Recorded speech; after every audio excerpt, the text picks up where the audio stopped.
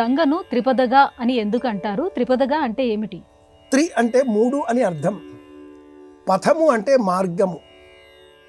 గంగాదేవి ఆకాశంలో ప్రవహిస్తుంది. ఆకాశం నుంచి భూమార్గం పట్టేటటువంటి శూన్య లోకంలో కూడా ప్రవహిస్తుంది. భూమిపైన ప్రవహిస్తుంది.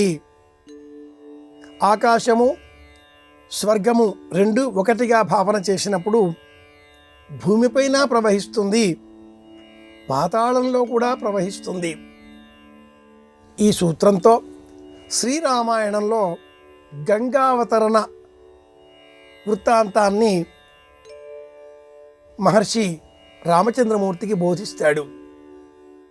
విశ్వామిత్రుడు బోధించిన ఈ వృత్తాంతంలో భగీరథుడు విశ్వ ప్రయత్నం చేసి తన ముత్తాతలకు సగరులకు ఉత్తమ లోకాలు అందింపజేసే నిమిత్తమై ఎక్కడో మందాకిని అన్న పేరిట వియన్ మండలంలో స్వర్గంలో ప్రవహించేటటువంటి నదిని భూమార్గం పట్టేలాగా చేశాడు.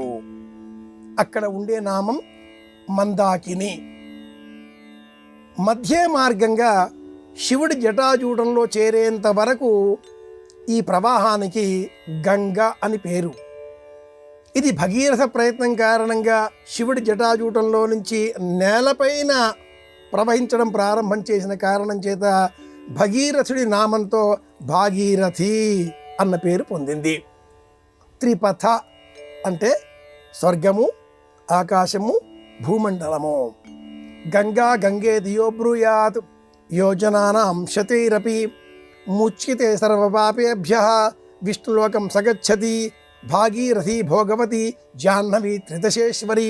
ఇలాంటి 12 పేర్లతో త్రిపథగామిని అని కూడా సంబోధించే ఈ స్తోత్రాన్ని ప్రతిరోజు వింటే మామూలుగా మన ఇంట్లో మనం స్నానం చేసే సమయంలో వినియోగించేటటువంటి కొళాయి నీళ్లు కూడా గంగా నదితో ఇంత సమానమవుతాయి. ఇది సంకల్ప శక్తి కనుక ఈ 12 నామాలతో త్రిపథగా అన్న పదాన్ని కూడా అందులో ఒక నామంగా చేర్చి స్మరించినట్లయితే స్నానం చేసే ఈ నీటి కారణంగా శరీరానికి సంబంధించిన ఆది వ్యాధులు నయమవుతాయి, వ్యాధుల బారి నుంచి ఉపశమనం లభిస్తుంది.